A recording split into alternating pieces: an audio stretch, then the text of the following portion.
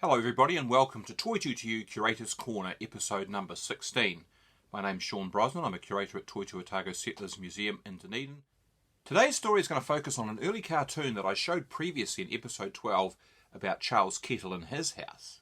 It's a very strange scene that Brown depicts, with Charles Kettle as well as two other colourful characters from Pioneer Dunedin included.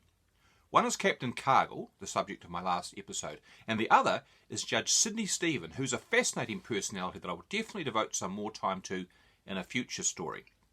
But the scene itself relates to an embarrassing situation that developed in Dunedin in 1851 after the New Zealand Company, the private company that was the sponsor and organiser of the Otago settlement scheme, had gone bust back in London, leaving its settlements in New Zealand, including Otago, high and dry.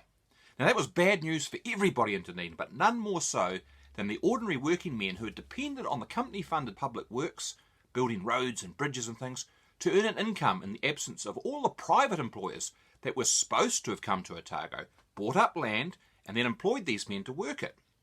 We've seen how that could work well in the person of someone like Judge William Valpy, but the fact was that there were too few such men to make the whole concept on which the Otago scheme had been based work.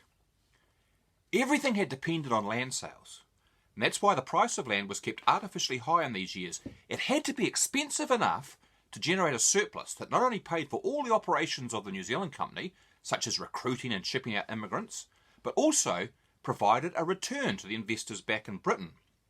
But there was a fine balance between keeping the price of land high and setting it too high to attract purchasers, and the Otago Association just wasn't getting it right in 1850. The target was for them to have sold over 60,000 acres by then and bring in £120,000. But instead, they'd only sold about 12,000 acres and just £24,000 had been raised, less than a fifth of the target. Even worse, the costs of the scheme had overrun that income by £27,000, which just wasn't sustainable. So the Otago scheme was a complete flop from a financial point of view. And with the New Zealand Company's collapse, who knew what lay ahead for the settlers? Now, the British government stepped in to take over all the company's assets and liabilities, but it wasn't planning to do much more. For the immediate future, Otago's development was on hold, and the future for the immigrants looked pretty bleak. No more immigrant ships would be arriving, and those who were here already would just have to make do with what they had. But our story today relates to those at the top of the tree, the official appointees who were drawing substantial salaries from their New Zealand Company positions. Chief among them was Captain Cargill, the company's resident agent, at a generous salary of £500 per year. And not far below him was Charles Kettle, the surveyor, likewise on a very decent salary. But both those incomes now disappeared, and the two men were fortunate that New Zealand's governor, George Grey, offered them alternative, albeit lesser positions, funded from Wellington. Cargill was made Commissioner of Lands in Otago at the much reduced salary of £300 per year. It was a role for which he had few qualifications, not really appreciating the fine detail of land surveys and land sale transactions. Charles Kettle, meanwhile, was kept on as surveyor, first in an honorary capacity and then as government surveyor and registrar of deeds at £200 per year. But these two new roles meant that the very stubborn and highly principled men were set on a collision course, over which of them had top authority over Otago's land records.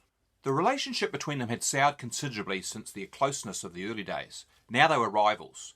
Kettle had fallen in with that small group of dissidents known to history as the Little Enemy, and mainly made up of English and Anglican settlers who resented the Presbyterian Scottish dominance of Otago affairs and had become a real thorn in Captain Cargill's side. 1851 and 52 saw an extended battle between Kettle and Cargill for control of the Otago Survey Office in Princes Street. At one point, it descended into a public squabble, with pushing and shoving between the two men for the actual keys. Both of them argued while subordinates had to choose who to take notice of. Not very dignified, really.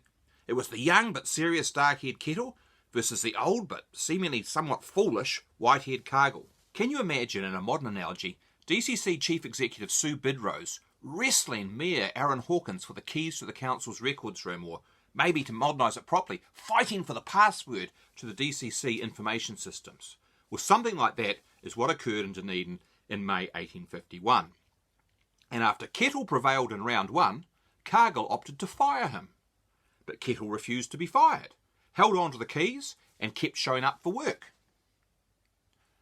James Brown's cartoon shows us that Justice Stephen, judge of the Dunedin Supreme Court, was also drawn into the dispute, as were other local magistrates who apparently sided with Kettle. But Cargill was not a man to give up, as I noted previously, and he subsequently filed an action in the Supreme Court to have Kettle ejected formally from the Survey Office. Now, I don't actually know how all of that played out. The newspaper of the day was controlled by Cargill's son-in-law, so it's not exactly an unbiased source of information. But the furore eventually drew a rebuke for Cargill from both Governor Grey in Wellington and from the London directors of the New Zealand company winding up its affairs. And in the end, he had to pull that big head of his in. But if Charles Kettle had won the battle for the Survey Office, he hadn't really won the war. He was widely despised by the Scottish community in Dunedin, and his position there was gradually undermined. Eventually, he gave up his official posts and retreated to his sheep run at Kaihiku in South Otago. So I hope you enjoyed that story. It's a rather comical but kind of ludicrous situation in the pioneer settlement, and there were plenty more like that, and so perhaps we'll cover some in future episodes. If you liked it, I hope you'll subscribe to the channel and click the bell icon to be notified of future episodes. Until the next one, bye for now.